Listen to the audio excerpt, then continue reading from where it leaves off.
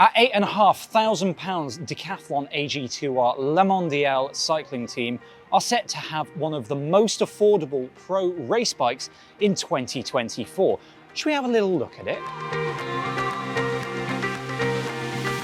This is the Van Rysel RCR, and it is going to be ridden by Decathlon AG2R La Mondiale. We have been here today at the B-Twin Village, and well, we've got a bike that has a paint job that reminds me of Team Sky from way back in the day. The jersey reminds me of Israel Premier Tech and a bit like Movistar, and the brown shorts are gone. So it is real big change here at AG2R. We think that this could be a really affordable pro race bike. Now, I should start by saying that dollar pricing hasn't been confirmed, but we're getting word that it's going to be just north of $10,000. Who knows? Hopefully we see a bike that is really actually available to buy for you and I. But let's forget about pricing. Let's get down into the frame details. Now, if this looks familiar to you as a silhouette, well, it does to me too. This looks to me a lot like the SL7 of old. And well, it's a tried and tested bike, so we're not surprised to see more brands designing those all-rounder aero climbing bikes that we see so many of today. Now, up at the front, we've got a slimmed down head tube with a very flat profile at the back, and it's the similar situation as we go down the down tube. The forks are really, really deep for this kind of aero all-rounder road bike, and to me, they seem like they hug the wheels quite close, which we haven't seen that much of. Brands like BMC have been making their forks wider and wider. So it is interesting to see, plus it will limit this bike in terms of tyre clearance. These are 28mm tyres, and at the back there looks to be loads of space for the riders to get 32s in for the likes of Paris-Roubaix if they want to use this bike. But up at the front, things look just a bit tighter, so it will be interesting to see how the riders set up these bikes come the race season. Moving back down the bike, and we have a heavily sculpted seat tube, and it leads into a very, very deep seat post. Now, we saw in the presentation that the brand has had this in the wind tunnel. They've been down to Swiss side to use their wind tunnel. And as you can see, there are a few classic frame features that we'd expect to see coming out of a wind tunnel, chiefly these drop seat stays. The bottom bracket, well, that is a chunky number, and it flows into relatively chunky chainstays as well. Moving on to wheels now, and this is a big change for AG2R. Swiss side comes in as aero experts, and they bring in their wheels. These are the Hadron 625s, quite a nice chunky number. They've also got the 500 and the 800 wheels to use on different days, but I would suspect that these are the wheels that we'll be seeing most of the time. 28mm Continental Grand Prix 5000S TR tyres, so a tubeless setup. And what we're seeing here is a very smooth profile between the rim and the tyre. So obviously this wheel set is optimized for this tyre. Another massive change is down at the group set. Campagnolo is out, and in comes Shimano. Now, the team is buying the group set in. We can tell that with the use of the Look Keo Blade carbon pedals. But more on the group set first. So this is Shimano's 12-speed Dura-Ace model. It is top of the line, wireless shifting with the hydraulic disc brakes, and they've got the new CL rotors as well. The chain rings up front skew the industry kind of standard these days of going smaller and smaller. Shimano has gone bigger.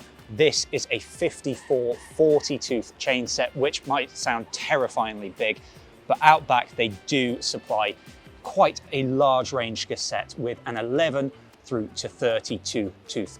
Another interesting thing for me to note is looking down at the rear derailleur. Now, some teams that buy in their Shimano, they use the freedom that that affords to spec a ceramic speed rear derailleur. Sometimes that brings some watt savings, but they've stuck with the standard design there. And then up front, they've also got the Shimano power meter. At the front of the bike is an integrated cockpit from Data. So all of the cables run down through the head tube, as we see with pretty much every pro race bike these days. The finishing touches, well, they're quite interesting. We've got Physique for the bar tape and the saddle, and then Wahoo are supplying their head units. Now, let's have a look at the TT bike. Whoa.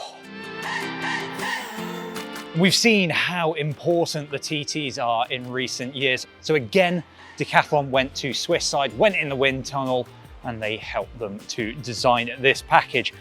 It's up at the front end that I would like to start, because data came in, and what I'm seeing is something that is really fitted to the forearms, but also it looks to have quite a lot of adjustability built in, and that is key to getting each rider on the team as optimized as possible.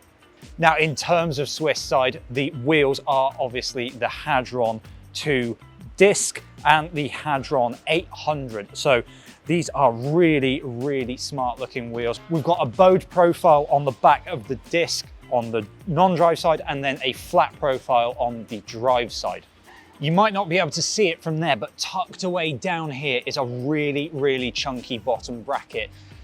Van Rysel has obviously taken full advantage of the UCI's compensation triangle rules to design this frame as much as possible to just fill the gap in here. Again, a full Dura-Ace 12-speed disc group set, and look, Keo carbon blade pedals. Elite again provides the bottle cages with this special Chrono CX bottle.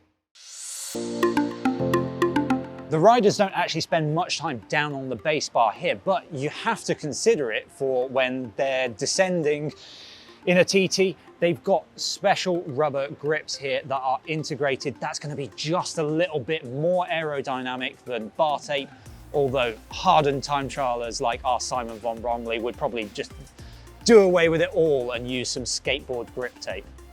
One key aero feature of this frame set is the way that the fork crown really blends into the down tube. Now, this is to channel air from quite a messy area across the tube as quickly and as smoothly as possible. You don't really want a load of turbulence building up, because turbulence really is causing drag. In the same vein, but obviously a lot smaller, is down here where the seat tube flows into the seat stays. This is really heavily dropped and very sculpted.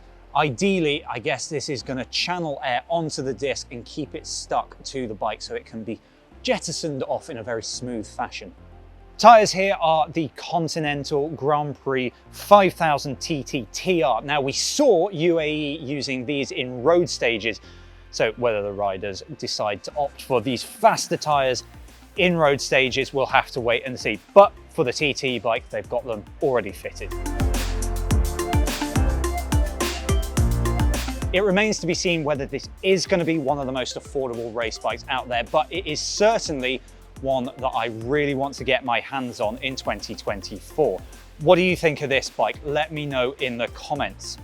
And if you're really excited to see it at the Tour de France next year, why don't you check out this lovely Tour de France content?